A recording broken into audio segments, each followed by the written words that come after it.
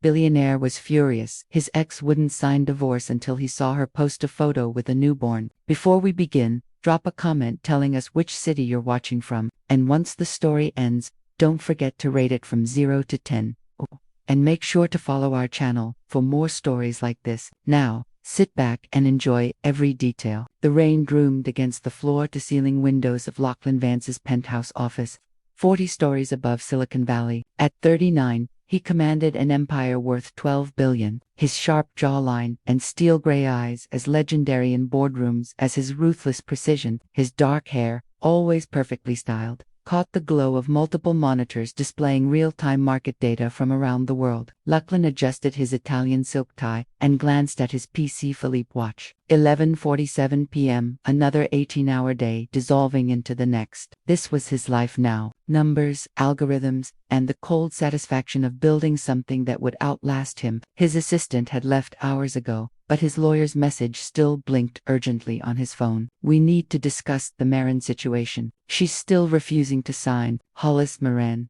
Even her name sent an unwelcome jolt through his chest. Like touching a live wire he thought he'd learned to avoid. 8 months since he'd walked out of their Palo Alto home. 8 months since he'd made the most logical decision of his life, and she still wouldn't let it go. Lachlan pulled up his contacts and scrolled to her name. Blocked. Their shared email account deactivated. Even their mutual friends had gone silent, choosing sides in a war he never intended to fight. Stubborn as always, he muttered, though something deeper than frustration gnawed at him. He'd met Hollis 4 years ago at a tech conference in Austin. She wasn't supposed to be there. She worked in sustainable urban planning, had gotten a last-minute invite from a friend, while other women at these events positioned themselves strategically around wealthy men.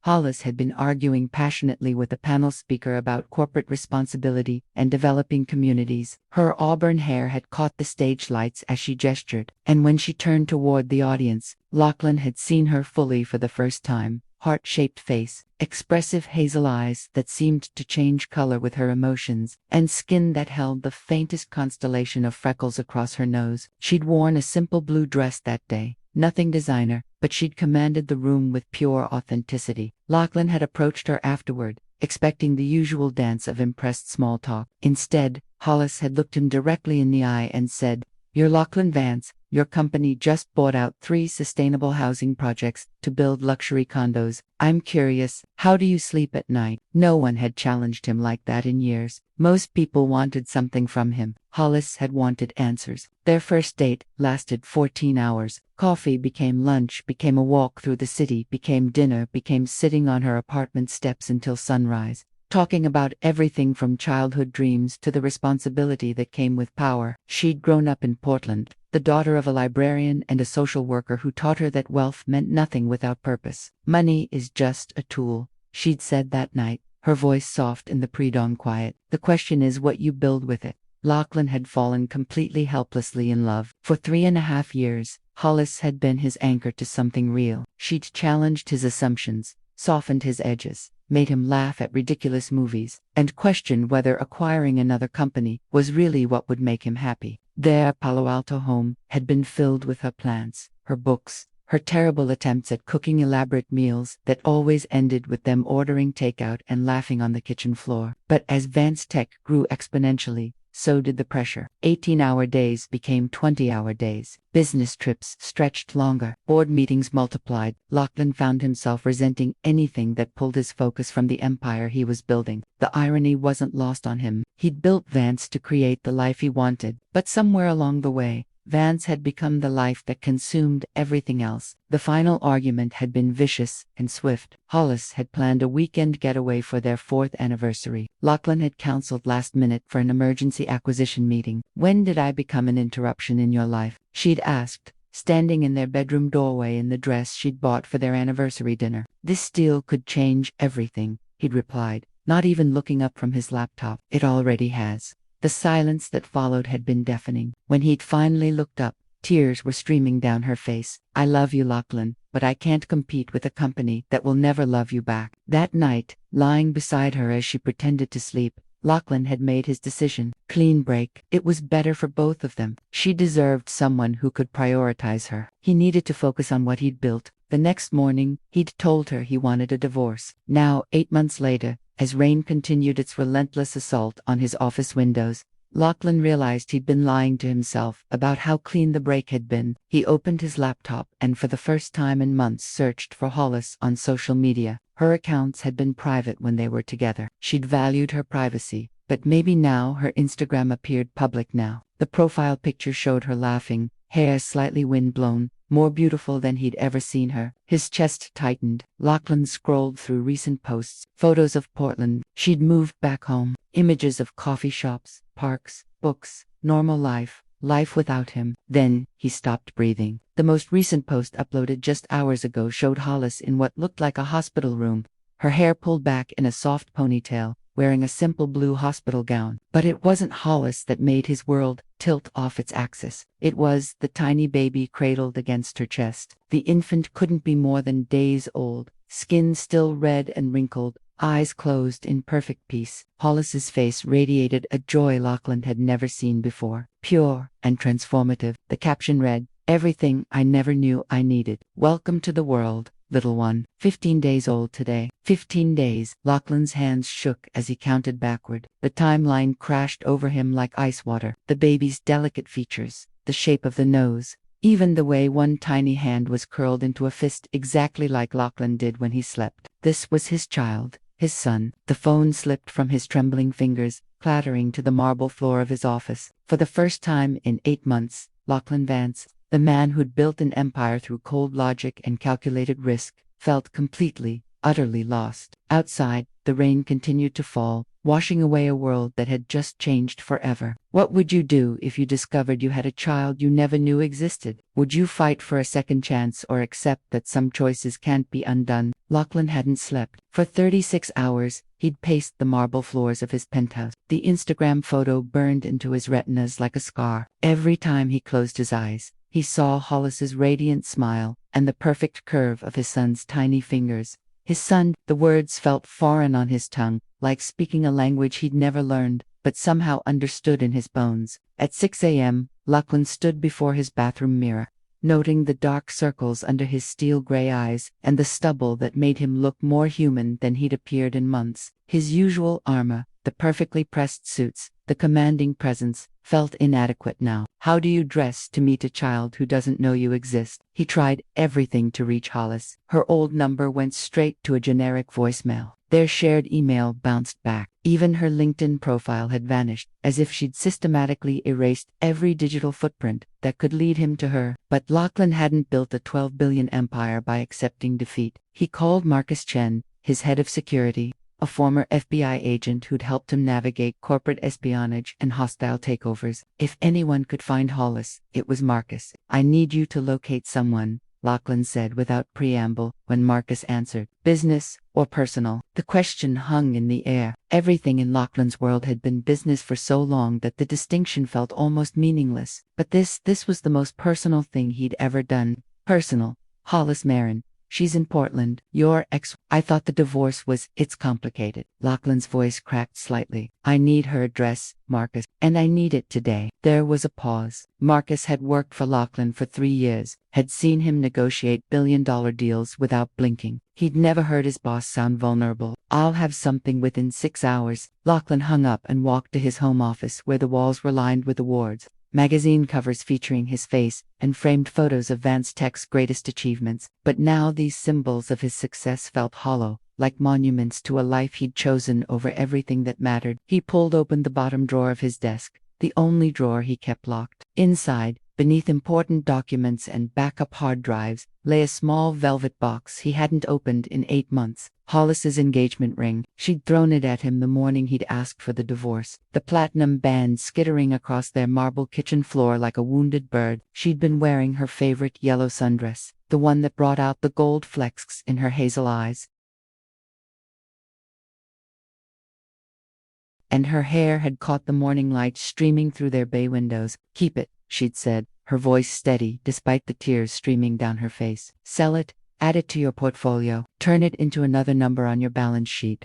But Lachlan had picked up the ring, a 3-carat solitaire he'd chosen because it was classic and elegant like her, and locked it away. He'd told himself it was just expensive jewelry, but deep down he'd known the truth. It was hope. Hope that someday, somehow, he'd be worthy of putting it back on her finger. Now, staring at the ring, he wondered if that day would ever come. His phone buzzed. Marcus. Earlier than promised, I found her. 2847 Burnside Street, apartment 3B. It's a small complex in southeast Portland. Lachlan. Marcus paused. There's something else. What? Hospital records show she gave birth 15 days ago. St. Mary's Medical Center. The father's name on the birth certificate is listed as unknown. The words hit Lachlan like a physical blow. Unknown.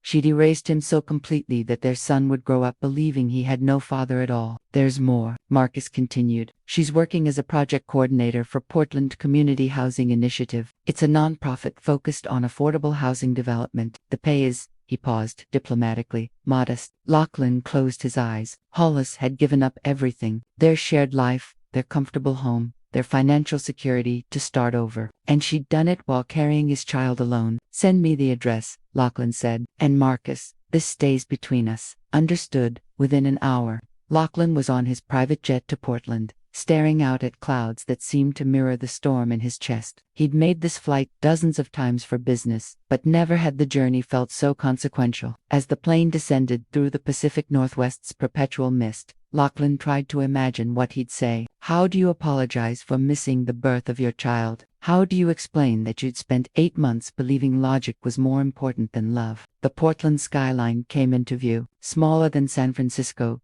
greener, more human in scale. This was where Hollis had grown up, where she'd learned to value community over conquest. No wonder she'd returned here to heal. Lachlan's driver met him at the airport, but instead of heading to a downtown hotel, they drove through residential neighborhoods filled with modest homes, tree-lined streets, and the kind of life Lachlan had forgotten existed. People walked dogs, children played in front yards, neighbors talked over fences. It was a world away from the competitive isolation of Silicon Valley. 47 Burnside Street was a 3-story brick building, probably built in the 1940s, with flower boxes on the fire escapes and a small community garden in the front yard. It was the kind of place where people knew their neighbors' names and borrowed cups of sugar. Lachlan sat in the car for 20 minutes, watching the building's windows, trying to guess which one was hers. Did she still read before bed? Did she still hum while she cooked? Did she ever think about him? A woman emerged from the building's front door, pushing a stroller. Lachlan's heart stopped. It was Hollis, but different. Her auburn hair was longer now,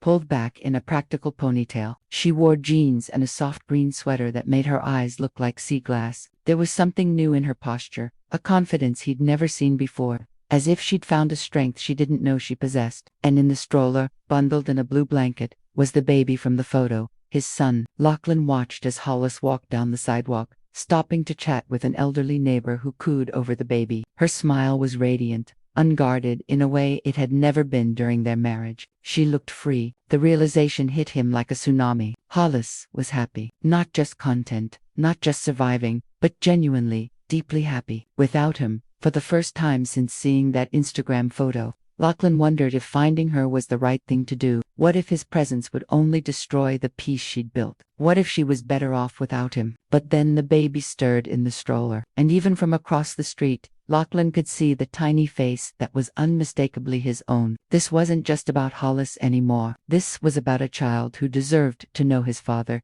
even if that father had taken far too long to find his way home. Lachlan stepped out of the car and began walking toward the woman who'd once been his whole world, and the son who didn't yet know his name. Hollis Marin had always possessed an uncanny ability to sense when she was being watched. Growing up with an anxiety disorder had sharpened her intuition to a razor's edge, and right now every instinct screamed that someone's eyes were tracking her movement down Burnside Street. She glanced over her shoulder casually, adjusting baby Oliver's blanket as she did. Her heart nearly stopped. Lachlan Vance stood 50 feet away, hands buried deep in the pockets of his charcoal wool coat, looking like a statue carved from granite and regret. Even at this distance, she could see the exhaustion etched into his angular features. The way his normally perfect hair was slightly disheveled, as if he'd been running his fingers through it for hours. For a moment, time suspended itself. 8 months collapsed into nothing, and she was back in their kitchen, watching him choose his empire over their marriage,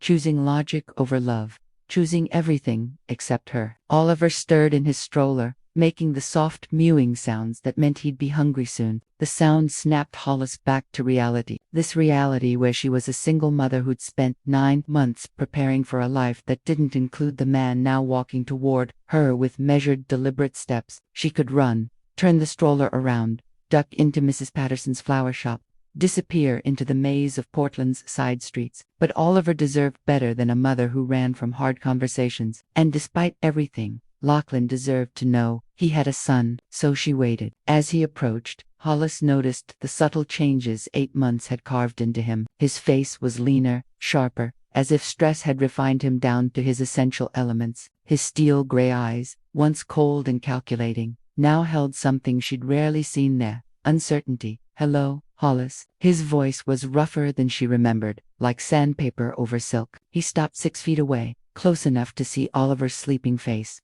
but far enough to respect the invisible barrier she'd erected around herself. "Hello, Lachlan." Her voice came out steadier than she felt. "I wondered when you'd find me. You knew I'd see the photo." It wasn't a question. Hollis had made her Instagram public 3 weeks ago after Oliver's birth, knowing that eventually Lachlan would search for her. She'd wanted him to find out this way, through a moment of joy rather than a legal document or a confrontational phone call. "I did." She looked down at Oliver, whose dark hair caught the afternoon light exactly like his father's.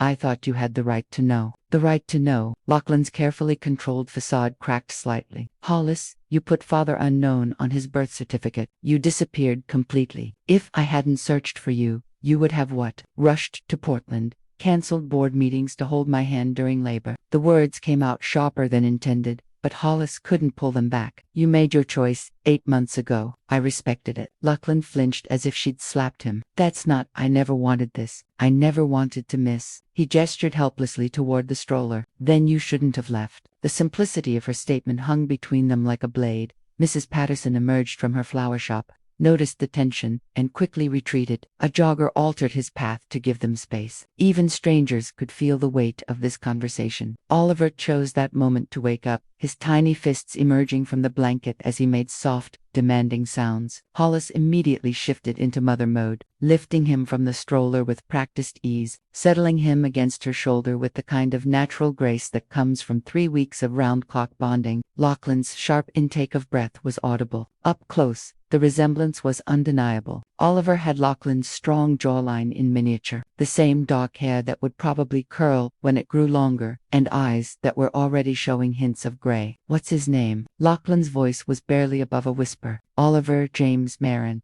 She'd chosen James for her father, who died when she was 16 and never got to meet his grandson. The name felt solid, grounding, nothing like the sharp efficiency of Lachlan's world. "Oliver," Lachlan repeated as if testing how the syllables fit in his mouth. Can I hold him?" The request caught Hollis off guard. During their marriage, Lachlan had been awkward around children, always deferring to her when friends brought their kids around. He'd claimed he didn't have the instinct for it, that his hands were better suited for keyboards than babies. "He just woke up," she said carefully. "He might cry with the stranger." The word stranger hit its target. Lachlan's jaw tightened, but he didn't argue. Instead, he pulled out his phone and showed her the screen. Oliver's birth announcement screenshot, which he'd apparently saved. "I've been staring at this photo for 36 hours, he said. "I haven't slept. I haven't eaten. I flew here the moment I found your address, because the thought of my son not knowing I exist is killing me." "Your son." Hollis shifted Oliver to her other arm, a protective gesture that wasn't lost on Lachlan. "Biology doesn't make you a father, Lachlan. Being there does. Showing up does. Choosing your family over everything else does." "You're right." The admissions seemed to surprise them both. "You're absolutely right. I wasn't a good husband. I wasn't there when it mattered. But Hollis, I'm here now." "For how long?" "Until Vance Tech has its next crisis. Until some merger requires your undivided attention. Until you remember that your real life is in Silicon Valley and we're just a complication in Portland." Each question was a barrow finding its mark, and Hollis could see Lachlan struggling to formulate an answer that wouldn't sound like another empty promise. Oliver began to fuss, his tiny face scrunching with precry concentration. Hollis automatically started the gentle bouncing motion that usually calmed him, but he was building toward one of his impressive wails. "He's hungry," she explained, reaching for the diaper bag hanging on the stroller. "I need to feed him here. There's a bench in the community garden." She nodded toward a small green space beside their building. Unless you have somewhere else to be. The challenge in her voice was unmistakable. Lachlan could walk away now, retreat to whatever five-star hotel he'd booked, and they could handle this through lawyers and scheduled visitations. Or he could stay and witness the unglamorous reality of new parenthood, the feeding, the burping, the potential screaming. "I'll stay," he said quietly. They walked to the garden in silence, Oliver's cries growing more insistent. Hollis settled on a wooden bench beneath a maple tree that was just beginning to show autumn colors. She'd done this dozens of times over the past 3 weeks, but never with an audience, never with the man whose child she was feeding. "You might want to look away," she said, adjusting her sweater. But Lachlan didn't look away. He watched with an intensity that was almost scientific, as if trying to memorize every detail of this moment he'd missed 15 times already. The way Hollis's face softened when Oliver latched on, the immediate peace that settled over the baby, the profound intimacy of a mother nourishing her child. "He looks like you," Hollis said softly, breaking the silence. "He has your stubborn streak, 3 weeks old and already making demands." The smallest smile tugged at Hollis's lips, the first genuine expression of warmth she'd shown him. "You should see him at 3 a.m., very clear about his expectations. You're doing this alone. The night feedings, the diaper changes, everything. I chose this, Lachlan. When you walked away, I knew what I was accepting." She looked down at Oliver, whose eyes had drifted closed in contentment. "I'm not looking for rescue. I'm not looking for anything from you. What if I'm looking for something from you?" The question hung in the autumn air like a prayer. Hollis studied his face, searching for the man she'd once loved beneath the polished exterior of the billionaire who'd broken her heart. "What could you possibly want from me that you can't buy?" "Forgiveness," he said simply. "A chance to know my son. Maybe a chance to be the man I should have been 8 months ago." Oliver finished feeding and immediately spit up on Hollis's shoulder, a perfectly timed reminder that life with a baby was beautifully, chaotically unpredictable. She reached for a burp cloth, and without thinking, Lachlan handed her one from the diaper bag. The simple gesture stopped them both. His hand brushed hers as she took the cloth, and for a moment, they were just two people caring for their child. "I have conditions," Hollis said finally, patting Oliver's back with gentle rhythm. "Name them. No lawyers, no custody battles, no trying to control this situation like it's a business acquisition. If you want to be part of Oliver's life, you do it my way, on my terms, in my city." Lachlan nodded slowly. "And if I agree, then maybe we can figure out what co-parenting looks like between a billionaire and a nonprofit worker who happen to have the most beautiful baby in Portland." As if summoned by the compliment, Oliver let out a magnificent burp that echoed through the small garden. Despite everything, the hurt, the anger, the uncertainty, both parents laughed. It was the first moment of joy they'd shared in 8 months, and it belonged entirely to their son. 3 days later, Lachlan stood outside a modest coffee shop called Grounded in Southeast Portland, holding 2 cups of what the barista had enthusiastically described as locally roasted, fair trade, single-origin Ethiopian. The coffee cost more than most people's lunch, but less than Lachlan typically spent on a single espresso in Silicon Valley. Everything in Portland operated on a different scale. He was 20 minutes early for his scheduled visit with Oliver. Hollis had agreed to 2-hour supervised meetings 3 times a week until they could establish trust. The terms felt like a custody arrangement designed for a recovering addict, but Lachlan had accepted without argument. He was the one who needed to prove himself worthy. Through the coffee shop's large windows, he could see Hollis settling into a corner booth, Oliver's car seat positioned where she could easily monitor him. She'd chosen a public place for their second meeting, somewhere with witnesses and escape routes. The message was clear. She still didn't trust him not to disappear again. Lachlan pushed through the door, grateful for the bell that announced his arrival, and gave Hollis a moment to prepare for his presence. She looked up from her laptop, something sleek and functional, probably 5 years old, nothing like the top-of-island machines his company produced each year.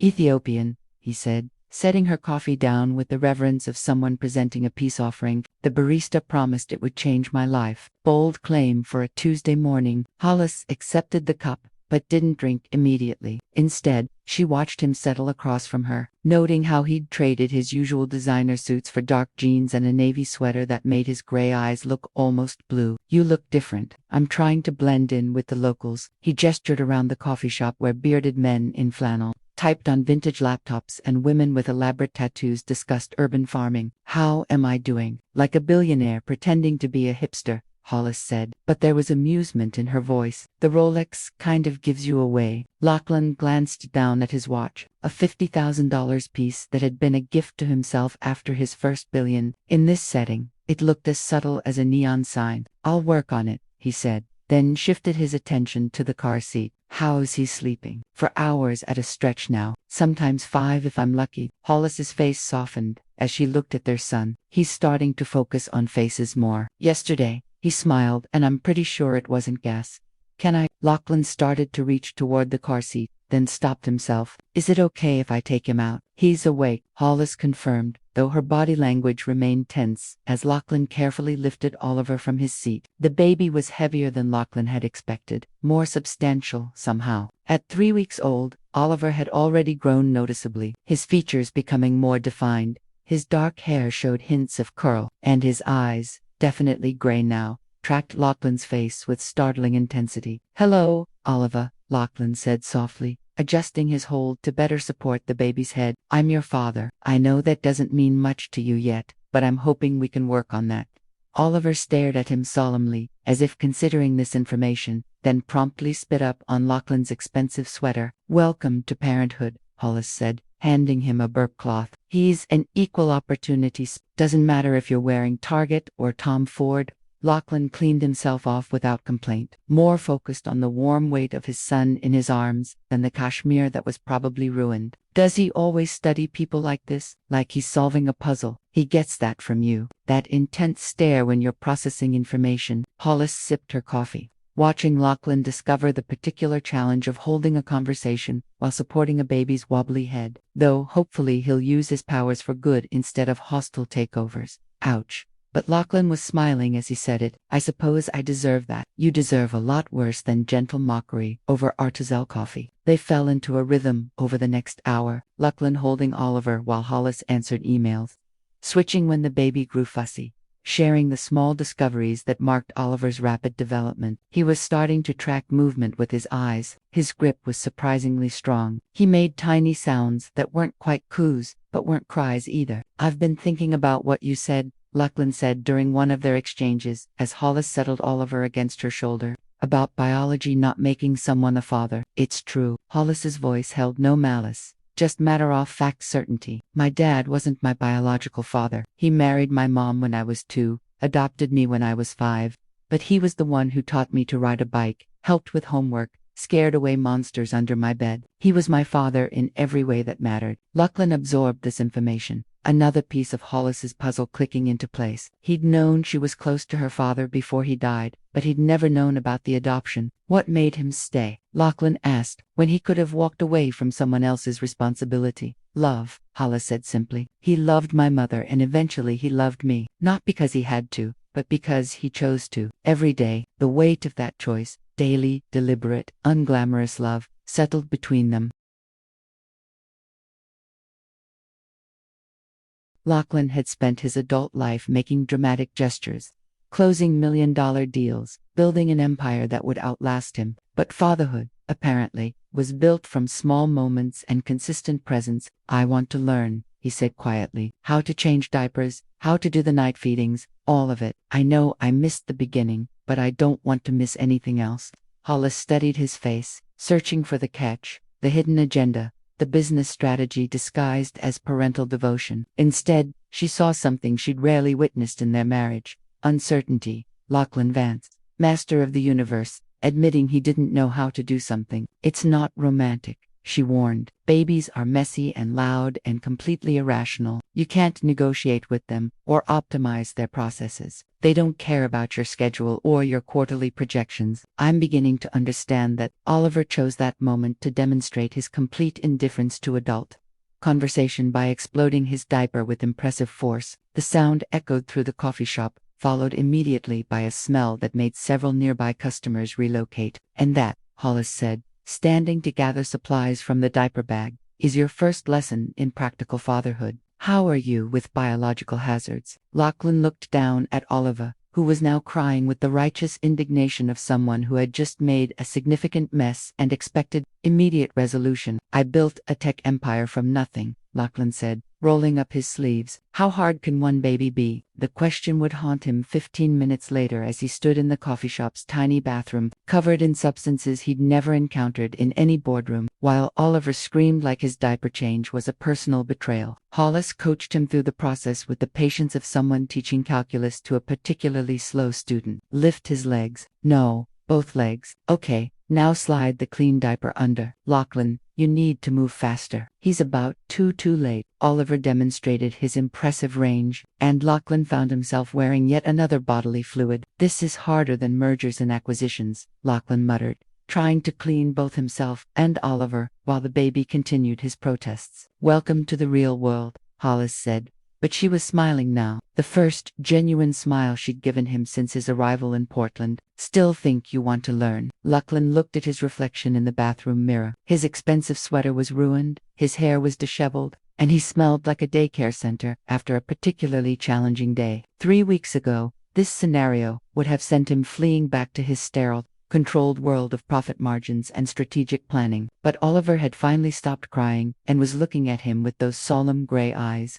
And something fundamental had shifted in Lachlan's chest. This was messy and difficult and completely outside his expertise. And for the first time in years, he was exactly where he wanted to be. Ask me in about 18 years, he said, lifting his son carefully into his arms. But right now, I'm not going anywhere. Outside the bathroom, the coffee shop had mostly cleared out, but neither parent noticed. They were too busy discovering that love, unlike business, couldn't be rushed or optimized. It could only be lived one imperfect moment at a time. 2 weeks into their careful dance of shared parenting, Hollis found herself in the most unlikely of places, standing in the rain outside Lachlan's hotel at 2:47 a.m., holding a screaming Oliver, who had been inconsolable for 3 hours. She'd tried everything: feeding, changing, swaddling, the special bouncing technique that usually worked, even the hairdryer sound that her pediatrician had recommended. Nothing. Oliver's cries had reached the level where Mrs. Patterson next door had knocked on the wall in polite protest, and Hollis had realized she was completely out of solutions. The Nines Hotel downtown was exactly what she'd expected. Sleek glass and steel, the kind of place where doormen wore better suits than most people owned. At this hour, the lobby was nearly empty except for a night clerk who looked startled to see a disheveled woman in pajama pants and rain boots carrying a wailing infant. I'm here to see Lachlan Vance, Hollis told him, raising her voice over Oliver's protests. Room. I don't actually know his room number. The clerk's expression shifted from confusion to recognition. Mr. Vance mentioned he might have a late visitor. Penthouse suite. I'll call up. 5 minutes later, the elevator doors opened to reveal Lachlan in gray sweatpants and a white t-shirt, his hair sleek mussed and his eyes immediately alert, despite the hour. He took in the scene: Hollis's exhausted face, her soaked jacket, Oliver's red-faced fury, and stepped aside without a word. I'm sorry, Hollis said as she entered the suite, which was probably larger than her entire apartment. I know this violates our agreement about scheduled visits, but he won't stop crying, and I don't know what else to try. And my neighbor has work in the morning. Hey, Lachlan's voice was gentle as he reached for Oliver. It's okay, let me try. The baby's cries didn't diminish as he changed hands, but something interesting happened. Lachlan began walking in a specific pattern, not the random pacing most people defaulted to, but a measured rhythmic movement that seemed almost choreographed. Where did you learn to do that? Hollis asked, watching him navigate the suite's open floor plan with surprising confidence. I've been researching, Lachlan admitted, his voice slightly raised over Oliver's protests. There are patterns that mimic womb movement. The infinity walk is supposed to be particularly effective for colicky babies. You've been researching baby soothing techniques. I've been researching everything. He adjusted Oliver's position, supporting his head with practiced ease that would have been impossible 2 weeks ago. Infant development, sleep patterns, feeding schedules, the neurological basis for crying. Did you know that babies have different cries for different needs? This isn't hunger or discomfort. This is overstimulation. Hollis stared at him. You learn to distinguish between types of crying.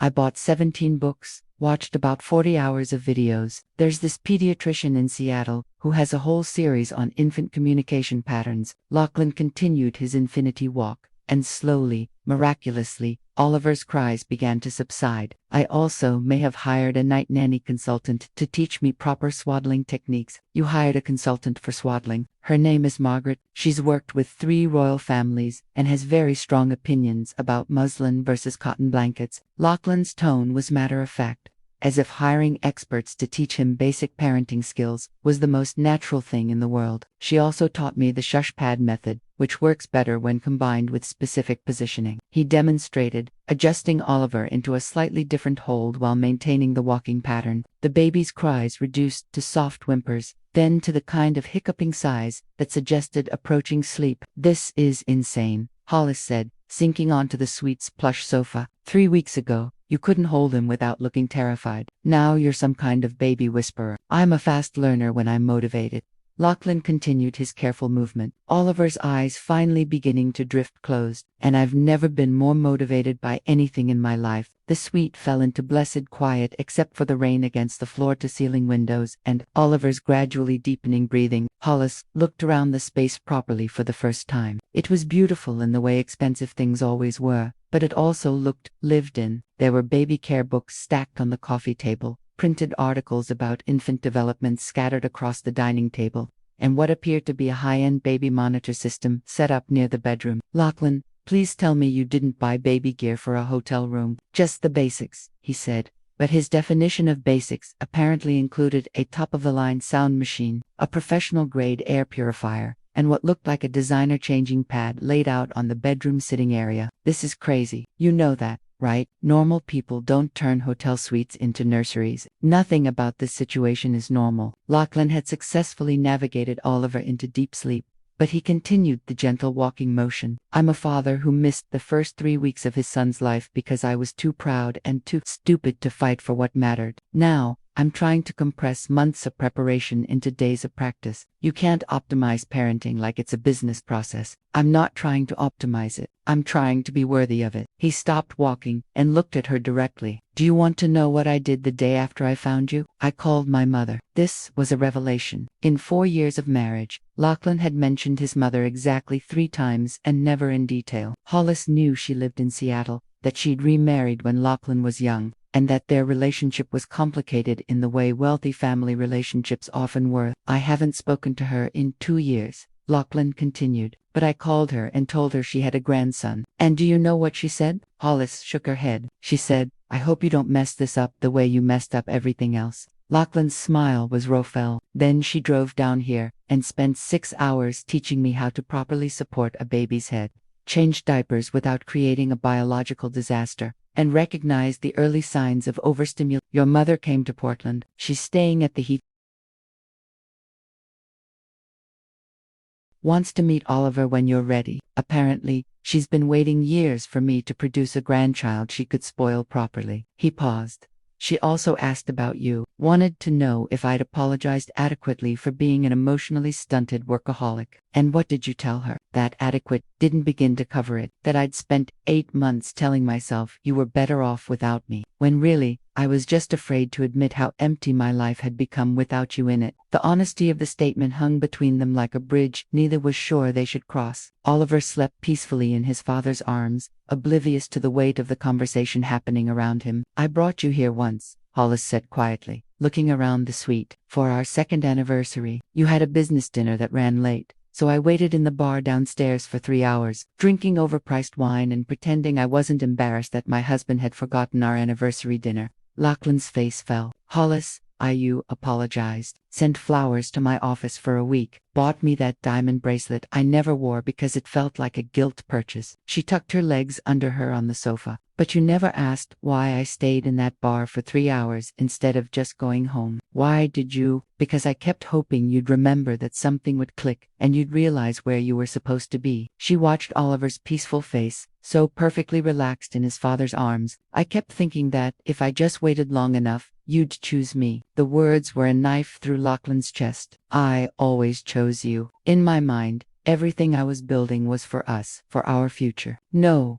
Hollis interrupted gently. "You chose the idea of us. You chose the version of me that fit into your 5-year plan. But you never chose the actual me, standing in hotel bars and coffee shops in our own kitchen." asking you to be present for the life we were actually living. Lachlan looked down at Oliver, whose existence was proof of all the moments he'd missed, all the choices he'd made wrong. I don't know how to fix that. I don't know how to prove that I understand the difference now. You can't fix it, Hollis said simply. But maybe you can do better. Maybe we can figure out how to build something new, instead of trying to repair something that was broken from the start. What would that look like? I don't know. Co-parenting that works. Friendship. Maybe a way for Oliver to have both his parents without us destroying each other in the process. It wasn't a declaration of love or a pathway back to marriage, but it was something. It was possibility. I'd like that, Lachlan said. I'd like to try. Then stop treating this like a project you can master in 2 weeks. Stop hiring consultants and buying equipment and trying to prove you're ready. Just be here.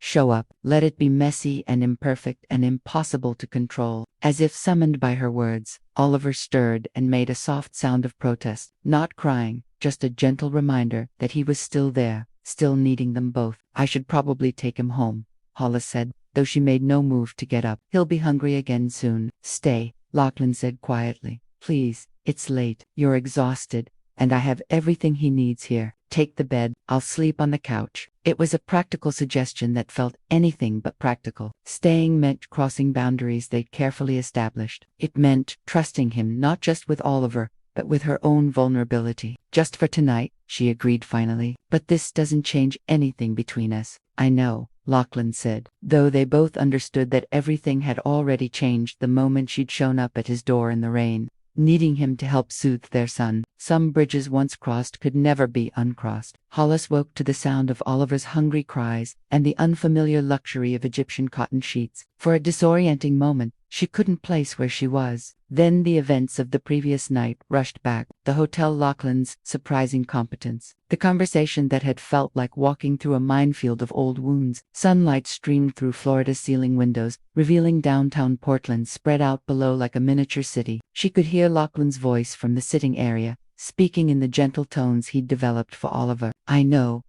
you're hungry, and your mother is being lazy, but she needs sleep, little man. She's been taking care of you all by herself for 5 weeks now. Hollis padded to the doorway, still wearing yesterday's clothes, and found Lachlan seated in an armchair with Oliver against his shoulder. He'd changed into fresh clothes, dark jeans, and a gray Henley that made him look younger, more approachable than the corporate titan she'd married. How long has he been awake? She asked, voice rough with sleep. About 20 minutes. I was hoping you'd get another hour, but he's pretty insistent about breakfast. Lachlan stood carefully, supporting Oliver's head with the practiced ease that still surprised her. There's coffee. I had room service bring up some of those pastries you used to like from Pearl Bakery. The casual mention of her preferences, remembered after all this time, sent an unexpected warmth through her chest. You remember what I like from Pearl Bakery. I remember everything about you, Hollis. That was never the problem. The admission hung between them as she took Oliver and settled into the chair to feed him. Lachlan moved to the kitchenette,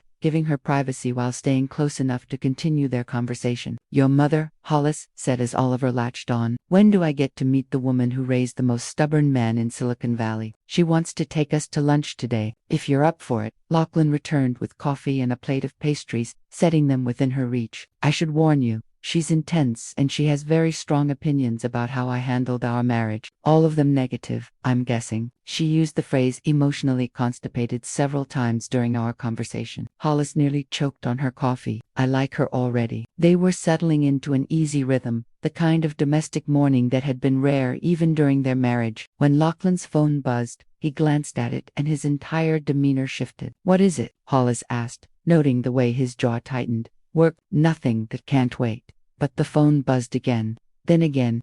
Lachlan reached for it with obvious reluctance. Take it, Hollis said quietly. I know that look. It won't stop until you do. I told Marcus I wasn't to be disturbed unless Lachlan take the call. He answered with his usual efficient greeting, but within seconds, his voice had taken on the hard edge she remembered from their worst fights. What do you mean the Singapore deal is falling apart? I specifically said that Nakamura was not to be approached without my approval. Hollis watched the transformation with familiar dread. The gentleman who'd soothed their crying baby was disappearing, replaced by the corporate predator who'd built an empire on calculated aggression. No, Lachlan said, running his free hand through his hair. Absolutely not. Schedule an emergency board meeting for tomorrow morning. I'll fly out tonight. Tonight. Hollis's voice came out sharper than intended. Lachlan looked at her, phone still pressed to his ear, and she saw the exact moment he realized what he just said. The choice he just made again. Marcus, let me call you back. He ended the call and set the phone down like it was radioactive. Hollis, I can't explain. You're leaving. It wasn't a question. Less than 12 hours after promising you'd do better, you're getting on a plane to Singapore. It's a $15 billion acquisition. If I don't handle this personally, 2 years of work disappears. And what about this? She gestured between them, including Oliver in her sweep. What about the work you're supposed to be doing here? I'll be back in a week. 10 days, at most. This doesn't change anything. This changes everything. Hollis stood abruptly, Oliver still in her arms. Do you hear yourself? You sound exactly like you did 8 months ago. The deal, the company, the empire, that's more important than anything else. That's not fair. This isn't about choosing work over family. This is about protecting what I've built so I can provide for our son. Our son needs a father, not a trust fund. He can have both. Not if his father is always on a plane to the next crisis, the next merger, the next thing that's supposedly more urgent than being present for his child's life. Lachlan's phone buzzed again. This time he ignored it, but the damage was done. The moment had been shattered by the intrusion of his other life, his real life, the one that had always mattered more than the people who loved him. I have responsibilities, he said quietly. Thousands of employees, shareholders, contracts worth billions, and you have a son who's 5 weeks old and a woman who. Hollis stopped herself before she could finish the sentence. What was she? His ex, the mother of his child, someone foolish enough to believe that one night of tenderness meant anything had actually changed. A woman who what? Lachlan stepped closer, his gray eyes searching her face. Nothing. A woman who should have known better than to think you'd actually changed. The accusation hit him like a physical blow. That's not true. Everything I've done these past 2 weeks has been on your terms, in your timeline when it was convenient for your schedule. But the moment your real life called, you were ready to abandon this one again. Oliver, sensing the tension in his mother's voice, began to fuss. Hollis automatically started the bouncing motion that calmed him, but her eyes never left Lachlan's face. I didn't abandon anything. I'm trying to balance.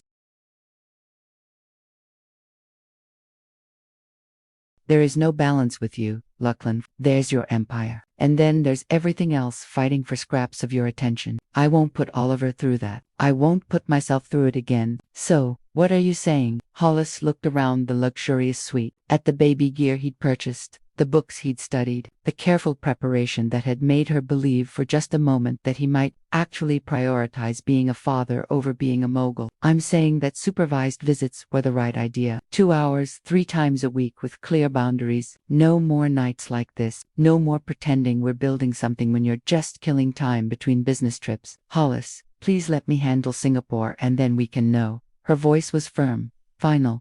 Handle Singapore. Handle whatever crisis comes after that and the one after that. But don't ask me to pretend that Oliver and I are anything more than items on your very long to-do list. She gathered her things quickly, efficiently, Oliver secure in her arms. Lachlan watched helplessly as she prepared to leave, knowing that anything he said would only prove her point. I'll call you when I get back, he said as she reached the door. You'll call Marcus first, Hollis replied without turning around. And your assistant. And probably 3 board members. I'll be 4th or 5th on the list, assuming there isn't another crisis by then. That's not goodbye. Lachlan, she left him standing in a suite filled with baby gear and abandoned coffee cups, his phone buzzing insistently on the table like a reminder of the choice he'd already made. 15 minutes later, alone in the elevator, descending to the lobby, Hollis let herself cry for the future she'd been foolish enough to imagine. Oliver slept peacefully against her shoulder, unaware that his parents had just proven once again that love wasn't always enough to bridge the gap between who someone could be and who they chose to be. Outside,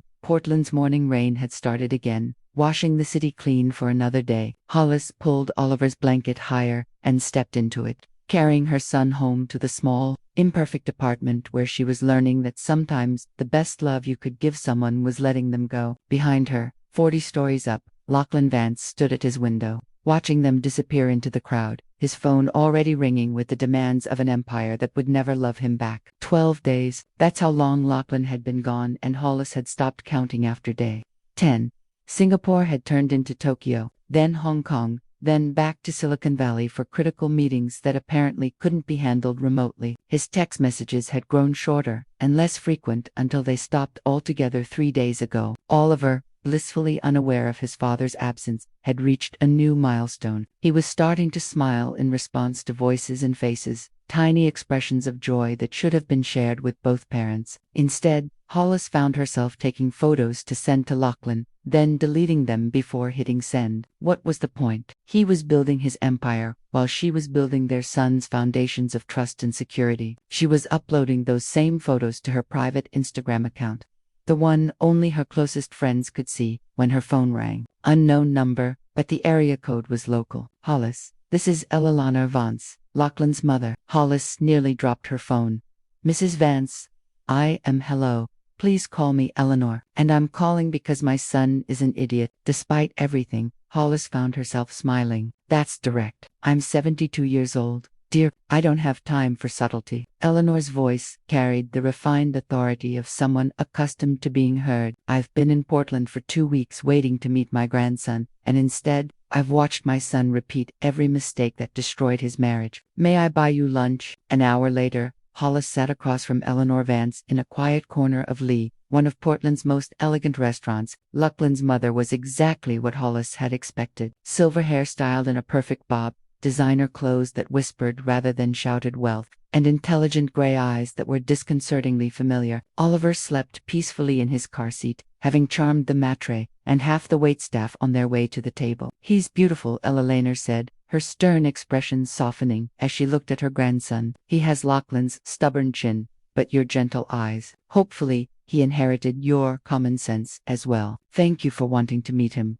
Hollis said carefully. I wasn't sure given the circumstances. The circumstances are that my son is a brilliant man who consistently makes terrible personal decisions. Eleanor sipped her wine with the precision of someone who'd perfected the art of elegant disappointment. Tell me what happened 12 days ago. Hollis related the story, the night at the hotel, the morning that had felt like possibility, the phone call that had shattered everything. Eleanor listened without interruption, her expression growing darker with each detail. Singapore? Eleanor said, finally, with the tone others might use for a particularly virulent disease. Do you know what happened with that acquisition? I assume he saved it. He always does. He lost it. Eleanor's smile was sharp as a blade. Completely. $15 billion down the drain because he spent 2 weeks in Portland, learning to be a father instead of managing his business properly. The board is furious. There's talk of a vote of no confidence. Hollis stared at her. He lost the deal spectacularly. Apparently, his attention was elsewhere during the crucial negotiations. Eleanor leaned forward slightly. The irony, of course, is that for the first time in his adult life, Lachlan's priorities were actually in the right place, but old habits die hard,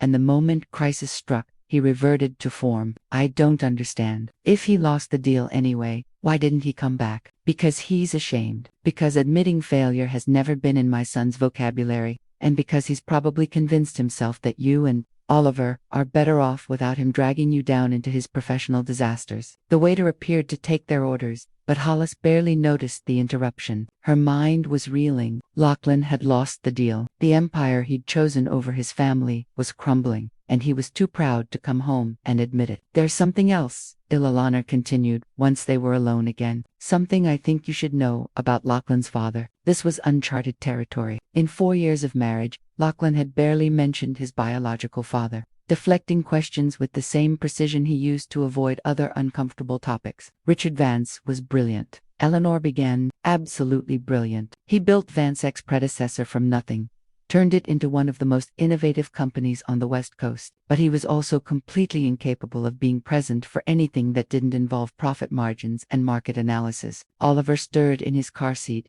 and Eleanor automatically reached over to gently rock him back to sleep. The gesture was so natural, so grandmotherly that it almost broke Hollis's heart. Richard missed Lachlan's birth because he was in a board meeting in Tokyo.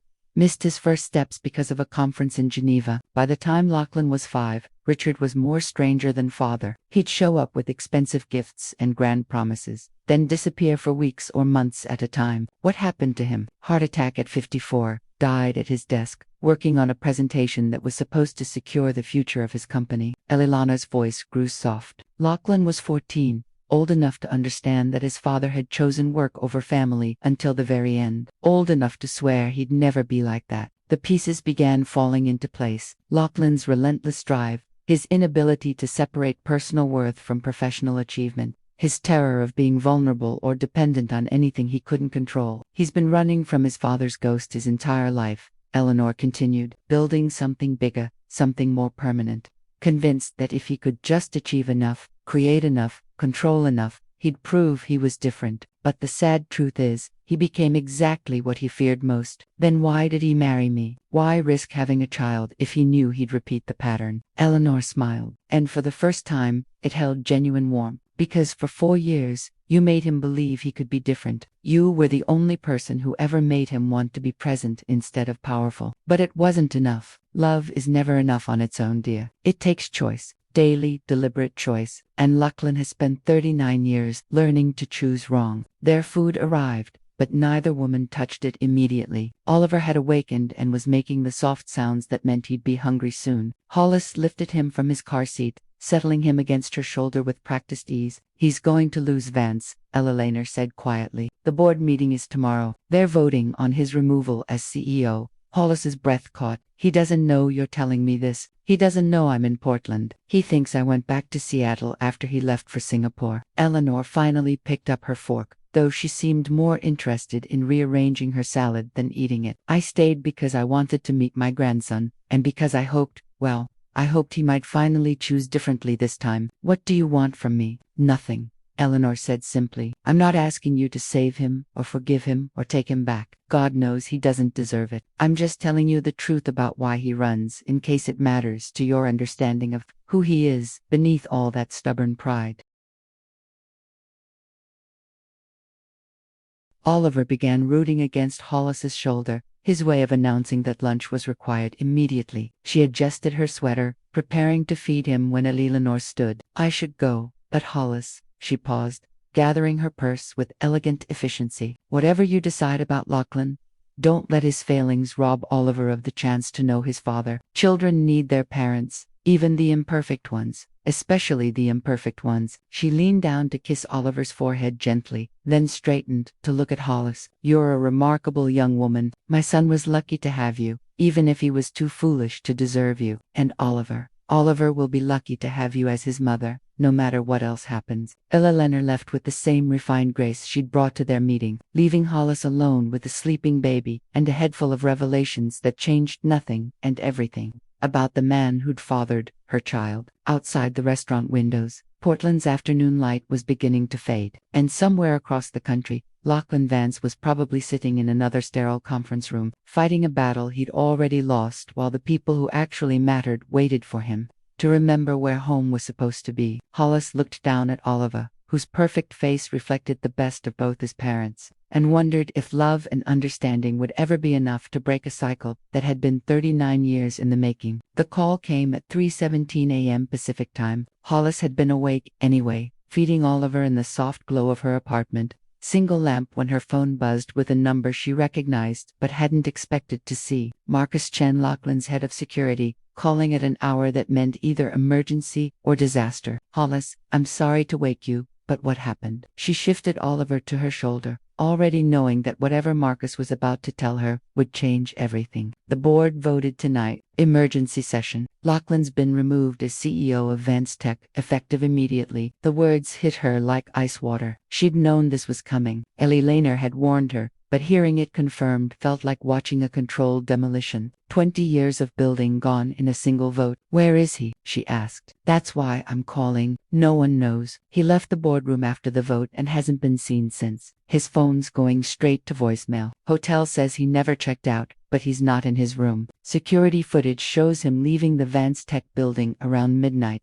But after that, Marcus's voice carried the strain of someone who'd spent hours searching for his missing boss. You think he's coming here. I think he's finally realized what matters. Question is whether he'll act on it or just disappear completely. Oliver had fallen back asleep against her shoulder, his tiny body warm and trusting. Hollis looked around her small apartment, the life she'd built without Lachlan. the peace she'd found in routine and simplicity. Part of her hoped he wouldn't come. Part of her had been waiting for this call since the day he'd left for Singapore. If you hear from him, Marcus continued, he's going to need Marcus. A familiar voice interrupted in the background. Is that Hollis? Eleanor Vance, of course. She was there. Hollis should have known that Lachlan's mother would be waiting in the wings for this moment. Put her on, Hollis said. My dear, Elaine's voice was tired but I assume Marcus told you about the vote. Where do you think he went? Honestly, I'm not sure. This is uncharted territory for Lachlan. He's never failed at anything this spectacularly before. Elalana paused and Hollis could hear the weight of a mother's worry. De Lachlan, I know, would already be planning his next empire, his comeback strategy, but lately,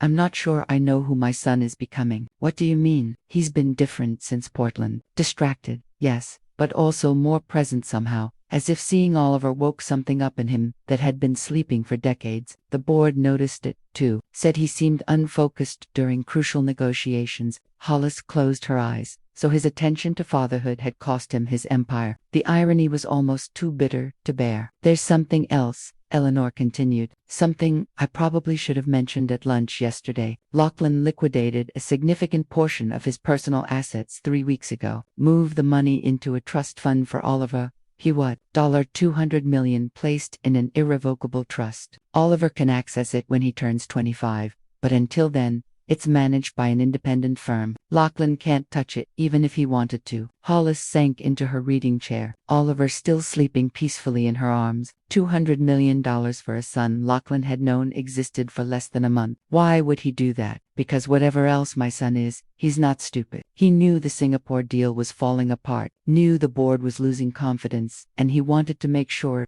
Oliver would be provided for no matter what happened to Vance. The sacrifice was staggering. Lachlan had essentially given away a fortune to secure his son's future, all while knowing it might not be enough to save his own company. Eleanor, I need to ask you something, and I need you to be honest. Do you think he's coming back to Portland? I think, Eleanor said carefully, that my son is sitting somewhere right now, probably in his car in some anonymous parking lot, trying to decide whether he's brave enough to face the people he's disappointed.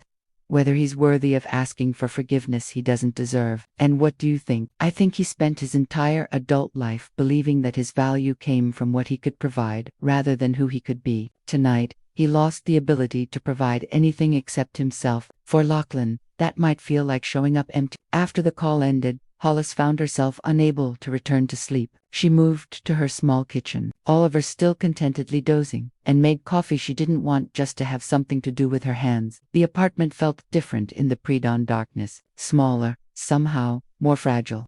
As if the news of Lachlan's professional destruction had shifted the very foundation of the life she'd built without him. At 5:30 a.m., Oliver woke demanding breakfast, and Hollis settled into their routine of feeding and gentle conversation. She told him about his father, as she had every morning since his birth, narrating a relationship Oliver was too young to understand, but old enough to absorb through her voice. Your daddy made some big mistakes, she whispered as he fed, but he loves you very much, and sometimes love means making sacrifices that don't make sense to anyone else. At 6:15, there was a soft knock on her door. Hollis's heart stopped. She knew without looking who would be standing in her hallway. The question was whether she was ready to face him. She wrapped Oliver in his favorite blanket and went to the door, pausing with her hand on the deadbolt. Through the peephole, she could see Lachlan leaning against the opposite wall, still wearing the expensive suit from his board meeting, but looking like he'd slept in his car. His hair was disheveled, his tie hung loose around his neck, and his usually perfect posture had collapsed into something that looked dangerously close to defeat. Hollis opened the door. They stared at each other across the threshold, and she could see the exact moment he registered Oliver in her arms, his entire face transformed, the corporate mask slipping away to reveal something raw and desperate underneath. I lost everything, he said quietly. Vance Tech, the board's confidence, probably half my net worth by the time the lawsuits are finished. I have no company, no prospects, and no plan for what comes next.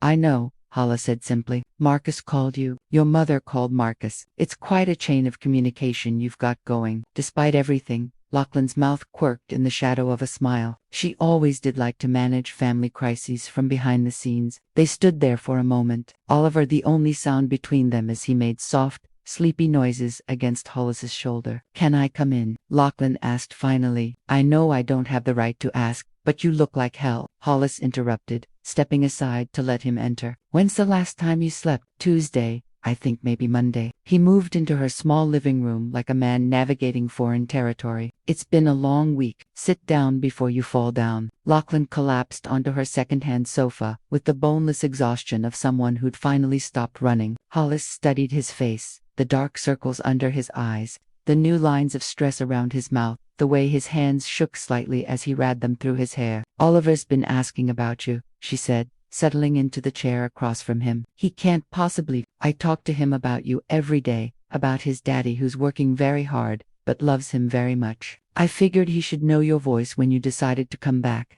The simple statement broke something in Lachlan's carefully constructed armor. His shoulders sagged, and for the first time since she'd known him, he looked fragile. "I don't know how to do this," he admitted. "How to be a father, how to be worthy of either of you, how to build a life that isn't based on conquering and acquiring and proving I'm stronger than everyone else. Start with being here," Hollis said gently. "Just be here." Outside, Portland was waking up. The soft sounds of neighbors leaving for work, children calling to friends, the ordinary rhythm of people living ordinary lives. It was the kind of life Lachlan had never learned to value. But sitting in Hollis's small apartment with his son sleeping peacefully nearby,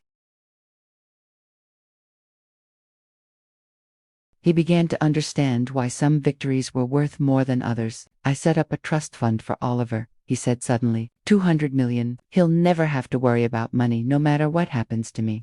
"I heard." Hollis adjusted Oliver's blanket, not looking at Lachlan directly. That was a good thing to do. It was selfish. I wanted to make sure I could provide for him, even if I couldn't be the father he deserved. And now I'm hoping money won't be enough. That maybe showing up, being present, choosing him every day might matter more than a trust fund." It was the right answer. But Hollis had heard right answers from him before. The question was whether this time, stripped of his empire and his illusions, Lachlan was finally ready to back up his words with the harder work of actually being present. "We'll see," she said simply. And in those two words lay both possibility and warning. Outside, the sun was fully up now, painting her small apartment in warm golden light. And for the first time in weeks, all three members of their fractured family were in the same room, trying to figure out if love could be rebuilt from the ashes of everything that had come before. 3 months later, Lachlan Vance was learning that poverty was relative. He stood in the cramped kitchen of his one-bedroom apartment in southeast Portland, a far cry from his penthouse suite, but close enough to Hollis and Oliver for daily visits, attempting to make scrambled eggs that wouldn't qualify as a biological hazard. The apartment came furnished with items that charitable people might call vintage and honest people would call secondhand, but it was his, paid for with the remnants of his personal savings after lawyers and settlements and the spectacular financial implosion of his former life. His phone buzzed with yet another call from a headhunter, promising to rebuild his career, and for the third time that morning, he let it go to voicemail. 6 weeks ago, those calls would have been lifelines. Now they felt like invitations back to a prison he'd finally escaped. At precisely 900 a.m., there was a knock on his door. Punctual as always, Oliver was arriving for their morning routine, something that had evolved naturally from supervised visits to shared breakfast to what now resembled actual co-parenting. Lachlan opened the door to find Hollis holding Oliver, both of them bundled against Portland's October chill. At 3 months old, Oliver had discovered the power of his smile, and he deployed it immediately upon seeing his father. "Good morning, little man," Lachlan said automatically, reaching for his son. The transfer had become seamless over the weeks, a dance of practiced parenthood that still amazed him. How was the night? 2 feedings, 1 explosive diaper, and what I'm pretty sure was his first attempt at rolling over. Holly stepped into the apartment, noting the breakfast disaster waiting in the kitchen. "Please tell me you're not trying to cook again. I'm expanding my culinary skills beyond ordering takeout." "Your culinary skills currently include burning water and setting off smoke alarms with toast." She moved past him toward the kitchen, the familiarity of the gesture, both comfortable and dangerous. "Go sit with Oliver. I'll fix this before you poison us all." It had become their routine. Lachlan would attempt basic domestic tasks, fail spectacularly, and Hollis would quietly fix his mistakes while pretending not to notice his complete incompetence at ordinary life. In return, he'd spend hours holding Oliver, reading to him from age-inappropriate business journals, and learning the precise timing of his son's naps. They hadn't discussed what this arrangement was becoming. Labels felt too risky, too loaded with the weight of their shared history. Instead, they existed in a careful bubble of present-tense cooperation, focused entirely on Oliver's needs, and pointedly ignoring the growing electricity between them. "There's coffee," Lachlan called from the living room, where he'd settled into the apartment's single armchair with Oliver against his chest. "Real coffee, not the instant stuff." "Small miracles," Hollis replied, though he could hear the smile in her voice. Through the kitchen doorway, he watched her move with efficient grace, turning his breakfast catastrophe into something resembling actual food. She'd tied her auburn hair back in a messy bun, and she was wearing the green sweater that made her eyes look like sea. Domestic Hollis was somehow even more beautiful than the polished version he'd married. More real, more grounded, more utterly herself. "Lachlan," her voice carried a note of concern that snapped him back to attention. "Sorry, wool gathering," I said. "Your mother called me yesterday." This was news. Since his fall from grace, Eleanor had maintained strategic distance from the drama, claiming she was letting the children work things out themselves. Her sudden reappearance in their carefully constructed routine felt ominous. "But did she want to inform me that you've been refusing job offers? Apparently, 3 different companies have made you CEO offers in the past month." Lachlan adjusted Oliver's position. "Buying time, that's not entirely accurate." "Which part?" "They weren't really offers. They were fishing expeditions companies hoping to capitalize on the Vance tech scandal by hiring the fallen prince at a discount." Hollis emerged from the kitchen carrying 2 plates of what looked like actual breakfast. She set one on the coffee table in front of him, and settled onto the couch with her own.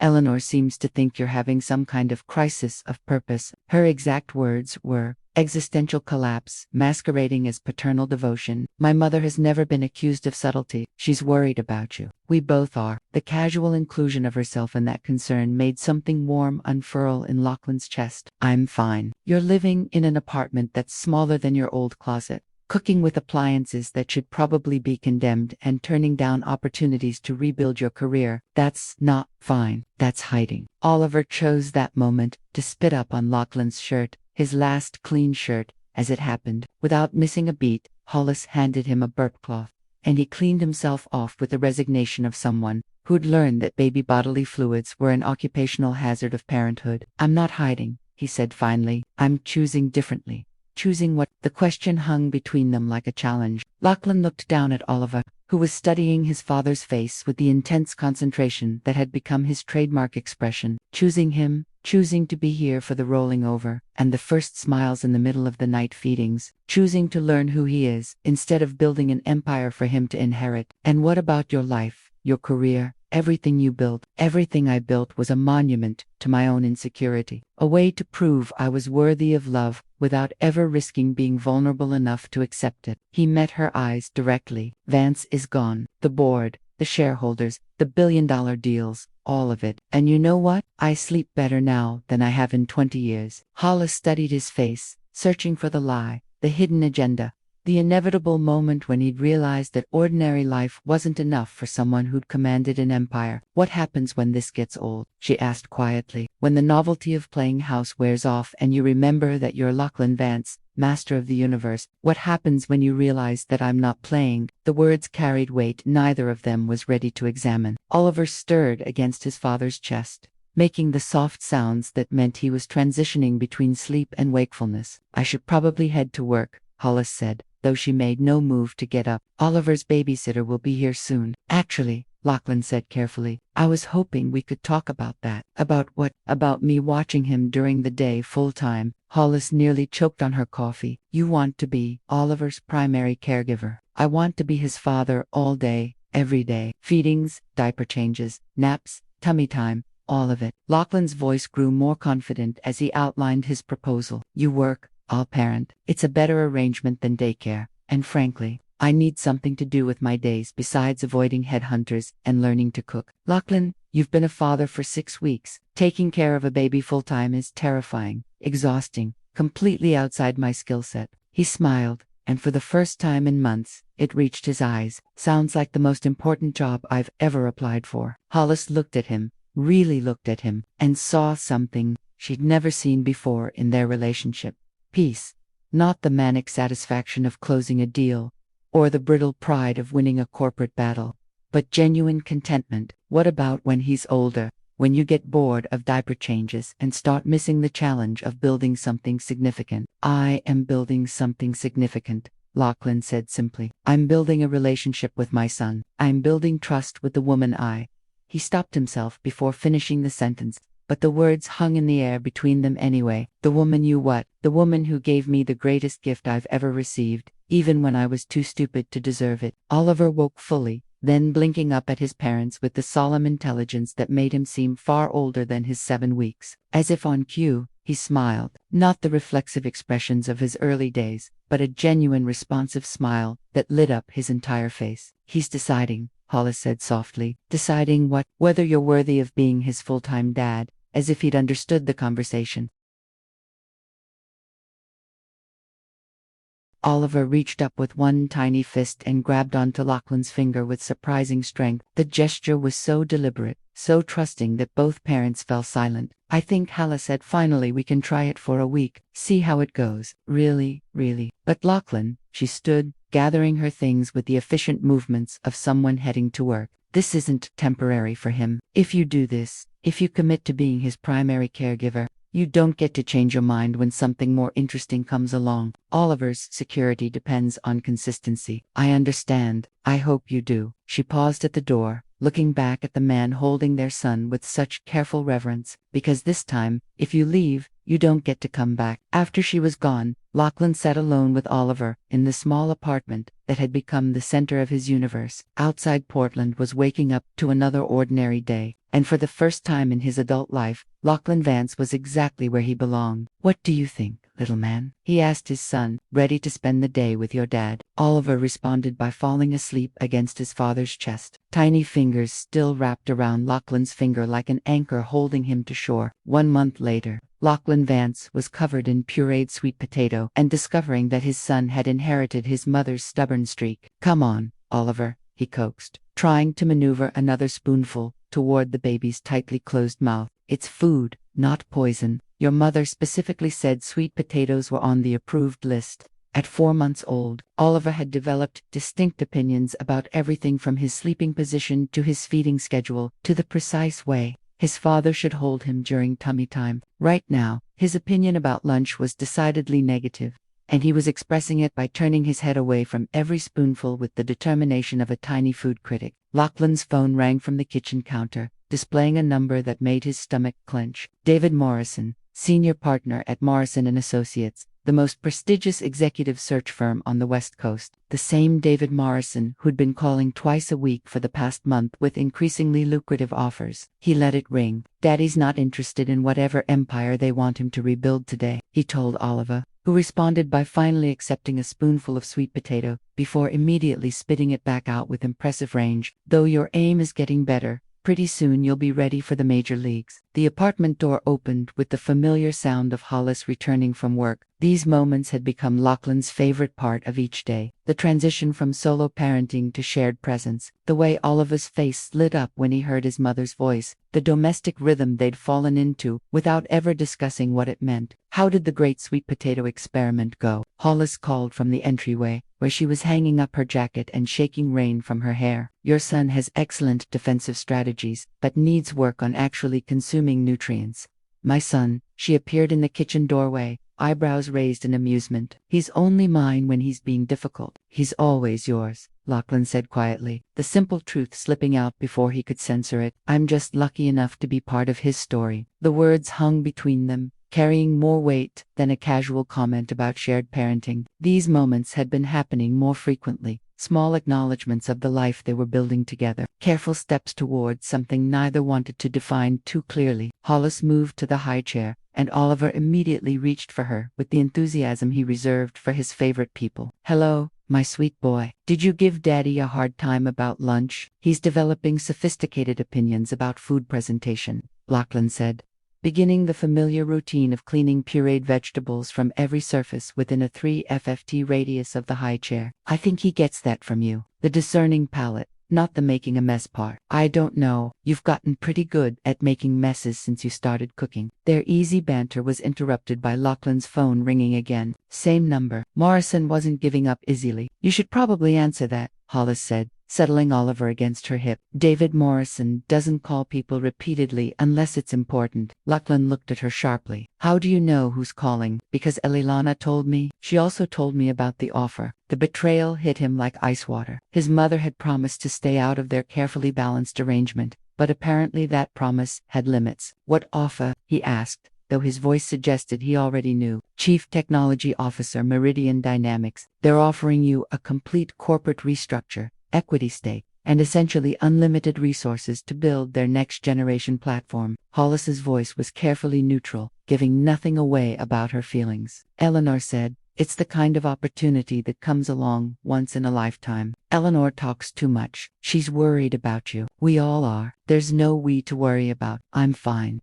But even as he said it, Lachlan knew how it sounded: defensive, brittle, like someone trying to convince himself as much as anyone else. The phone stopped ringing, then immediately started again. Answer it, Hollis said firmly. At least hear what they have to say. I don't want to hear what they have to say. Why not? Because I know how this ends. I know how persuasive they'll be, how they'll make it sound like the smart choice, the responsible choice, the choice that will secure Oliver's future and prove I haven't completely lost my mind. Maybe it is the smart choice. The words came out so quietly that Lachlan almost missed them. When he looked at Hollis, her face was carefully composed, but he could see the conflict in her eyes. You want me to take it. I want you to consider it. Really consider it. Not just dismiss it because you're afraid of who you used to be. I'm not afraid. You're terrified.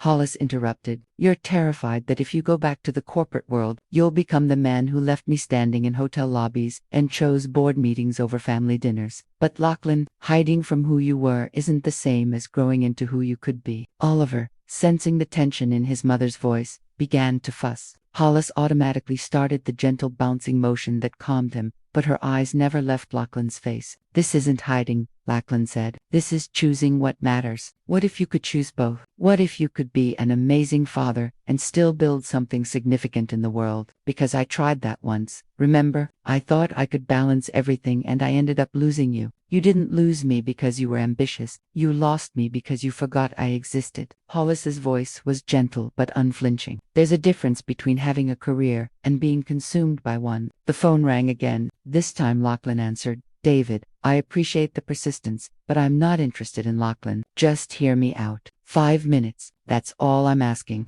Against his better judgment, Lachlan found himself listening as Morrison outlined an opportunity that was admittedly extraordinary. Meridian Dynamics wasn't just offering him a job, they were offering him the chance to build something revolutionary. Clean energy technology that could change how the world powered itself. A platform that could democratize access to sustainable resources on a global scale. It was the kind of project that could define a generation, the kind of work that mattered beyond profit margins and market share. The board understands your priorities have shifted, Morrison continued. They're prepared to offer unprecedented flexibility, remote work options, family considerations, whatever you need to make this work with your personal life. I need to think about it. Lachlan heard himself saying, of course, but Lachlan, this offer expires Friday. They need an answer by then.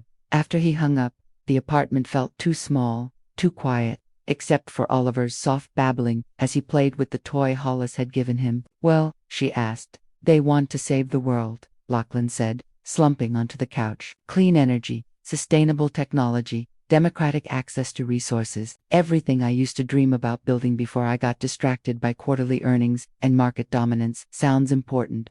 It is important. It's the kind of work that could actually matter, that could make Oliver proud of his father someday, instead of just financially secure. Hollis settled beside him on the couch, Oliver contentedly playing between them. So, what's the problem? The problem is that I love this life. I love waking up with Oliver, learning his sounds and his preferences, and the way he looks at the world like everything is a fascinating puzzle. I love our morning routine and afternoon walks, and the way he falls asleep on my chest after dinner. I love. He stopped himself before saying the rest. You love what? I love the way you look when you come home from work and find us reading together. I love how we've learned to be a team without even discussing it. I love that for the first time in my adult life, I'm exactly where I want to be. The confession hung between them, more intimate than anything they'd shared since Oliver's birth. But, Hollis prompted gently, but what if I'm being selfish? What if I'm choosing the easy path because I'm afraid of failing again? What if Oliver grows up and realizes his father had the chance to change the world,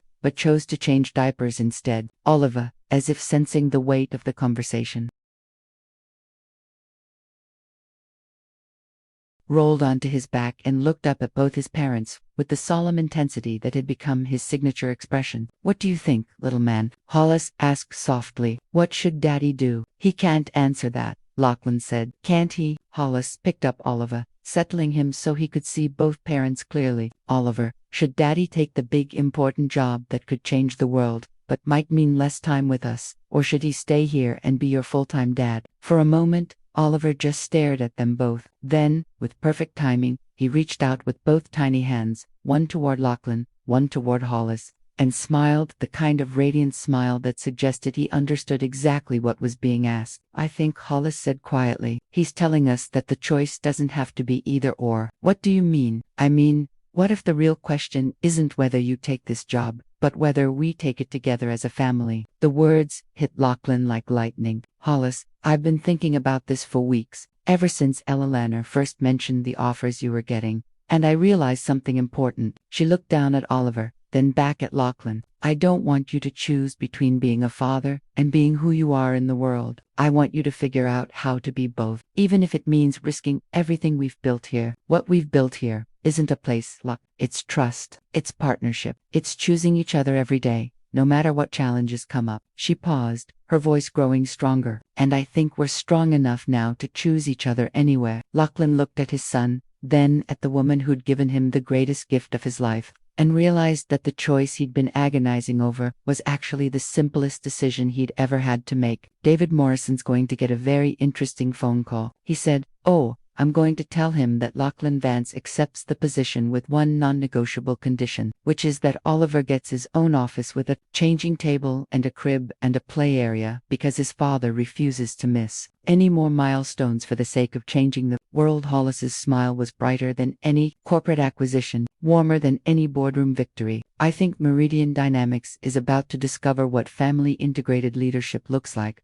Are you sure about this?" Lachlan asked. "Really sure. Because once I say yes, once we commit to building this together, there's no going back to the safe distance we've maintained. I stopped wanting safe distance the moment you showed up covered in sweet potato, talking to our son like he was your most important board meeting." Oliver chose that moment to grab both his parents' hands, bringing them together in a tangle of fingers and promises and possibilities that felt like the beginning of everything they'd never dared to hope for. Outside, Portland's autumn rain continued to fall, washing the city clean for whatever came next. And inside a small apartment that had become the foundation of everything that mattered, three people who'd learned to choose love over fear were ready to build the future together. 2 years later, the boardroom at Meridian Dynamics looked nothing like the sterile corporate spaces Lachlan had once commanded. Floor-to-ceiling windows offered sweeping views of San Francisco Bay. But more importantly, the conference table was surrounded by comfortable chairs that could accommodate car seats, high chairs, and the occasional toddler who refused to nap during crucial presentations. Today, 26, Oliver Vance was demonstrating his mastery of walking by making determined circuits around the room, while his father presented quarterly sustainability metrics to Meridian's board of directors. "As you can see," Lachlan said, clicking to the next slide while simultaneously intercepting Oliver before he could investigate the fascinating buttons on the presentation remote, "our third-quarter implementation of the distributed energy grid exceeded projections by 37%. Oliver looked up at his father with a kind of pleased expression that suggested he knew exactly how impressive 37% was, then promptly sat down to examine his shoes with scientific precision. "The Portland pilot program alone," Lachlan continued, effortlessly maintaining his professional presentation, while Oliver decided that untying shoelaces was his new favorite activity, "has reduced residential energy costs by an average of 42% while increasing grid stability across the entire Pacific Northwest." Board member Catherine Walsh raised her hand. "Lachlan, I have to ask, how do you maintain focus on these complex projects while managing?" She gestured toward Oliver, who was now attempting to tie his father's shoelaces together. "All of this simple," Lachlan said, scooping Oliver up and settling him on his hip without missing a beat in his presentation. Oliver here is my accountability partner. Every decision I make, every project I prioritize, I ask myself one question: will this make him proud of his father in 20 years? If the answer is yes, we move forward. If it's no, we find a better solution. Oliver, apparently approving of this explanation, clapped his hands and pointed toward the screen displaying clean energy statistics. Numbers, he announced proudly. Having recently discovered that everything his father did involved lots of impressive numbers. That's right, buddy. Numbers that help make the world better for you and all your friends. The presentation concluded to enthusiastic applause, and as the board members filed out for lunch, Lachlan found himself alone with Oliver in the conference room that had become their shared workspace. Through the windows, he could see the Golden Gate Bridge spanning the bay, like a promise of connection between distant shores. "What do you think, Oliver? Ready for lunch with Mama?" "Mama," Oliver agreed enthusiastically, then immediately became distracted by his reflection in the polished conference table. Hollis appeared in the doorway right on schedule, carrying her laptop bag and wearing the kind of smile that still made Lachlan's heart skip after all this time. At 33, she'd grown into her role as Meridian's Director of Community Integration with the same grace she'd brought to everything else in her life. Her auburn hair was shorter now, more professional, but her eyes still held the warmth that had first captured his attention at that tech conference years ago. "How did the board presentation go?" she asked, settling her bag on the table and automatically reaching for Oliver, who launched himself toward her with the enthusiasm of someone who'd been separated from his favorite person for entire hours. "Oliver stole the show as usual. Catherine Walsh wants to hire him as a consultant. Smart woman. He does have excellent instincts about sustainable development." Hollis kissed Oliver's forehead, then looked at Lachlan with the expression that meant she had news. "Speaking of excellent instincts, I have something to tell you. Good news or challenging news. Depends on your perspective." She settled Oliver on her hip, mirroring Lachlan's earlier position. "The Portland expansion project was so successful that the mayor's office wants to fast-track implementation citywide. Full grid transformation, community energy cooperatives, the whole vision we pitched last year. That's incredible. That's exactly what we hoped would happen when we started this whole—" Lachlan stopped as the implications hit him. "Wait. Fast track means 6 months on site in Portland. Full team, complete oversight. Essentially rebuilding our lives there while we manage the transition." Lachlan looked at Oliver, who was contentedly playing with his mother's hair, then at Hollis, who was watching him carefully for his reaction. 6 months in Portland, he repeated slowly. 6 months back home, Hollis corrected gently. "Back where Oliver was born, where your mother still terrorizes local coffee shops with her opinions about proper child rearing. Where we learned how to be a family." The offer hung between them like a gift and a test. 2 years ago, Lachlan would have immediately started calculating the professional implications, the career risks, the strategic advantages. Now, his first thought was simpler. Would this be good for Oliver? Would this be good for them? "What do you think?" he asked. "I think," Hollis said carefully, "that it would be nice for Oliver to see where his story began. And I think it would be nice for us to show Portland what we've learned about building something that lasts." Oliver, sensing that important decisions were being discussed, looked solemnly between his parents. At 26 months, he'd developed the unsettling ability to appear far wiser than his age suggested, as if he understood the weight of the choices his parents made on his behalf. "What do you say, Oliver?" Lachlan asked. "Ready for an adventure in Portland with Mama and Daddy?" "Adventure," Oliver repeated with delight, clapping his hands. Then, with perfect timing, he reached out and grabbed both his parents' hands, bringing them together in the gesture that had become his signature move whenever big decisions needed to be made. "I think that's a yes," Hollis said softly. "I think that's a yes from all of us," Lachlan agreed. They stood there for a moment in the conference room that had witnessed so many of their family's small victories, Oliver between them like a bridge connecting their past and future. Through the windows, San Francisco sparkled in the afternoon sun, beautiful and temporary, while somewhere up the coast, Portland waited with its rain and its coffee shops and its promise of home. "There's one more thing," Hollis said, her voice carrying a note that made Lachlan look at her more closely. "What is it?" "When we go back to Portland, we might not be going back as just the three of us." The words took a moment to register. When they did, Lachlan's face transformed with an expression of wonder that made him look exactly like Oliver when he discovered something marvelous. Really, about 10 weeks along. I wanted to be sure before, she gestured vaguely, encompassing their careful balance of work and family, the delicate ecosystem they'd built around Oliver's needs. Another baby, Lachlan said softly, as if testing how the words felt. Another adventure, Hollis corrected. If you're ready for it. Lachlan looked at Oliver, who was studying his parents with the intense concentration he applied to all interesting developments, then at Hollis, whose face held the same mixture of hope and uncertainty he remembered from Oliver's early days. I'm ready, he said simply. We're ready. We've gotten pretty good at this family thing. We have, haven't we? Oliver, apparently deciding that enough serious conversation had occurred, launched into an enthusiastic rendition of his favorite song, a tuneless but heartfelt performance that involved lots of LA sounds and interpretive dancing that nearly sent him tumbling off his mother's hip. I love you, Lachlan said to Hollis, the words carrying the weight of everything they'd survived and everything they were choosing to build together. I love you, too, she replied. All of us, as they gathered their things to leave Meridian for the day. Lachlan caught sight of their reflection in the conference room's polished windows, a family of 3, soon to be 4, heading home together after another day of changing the world in small, significant ways. Outside, San Francisco's evening fog was beginning to roll in from the bay, but inside the building that had become their second home,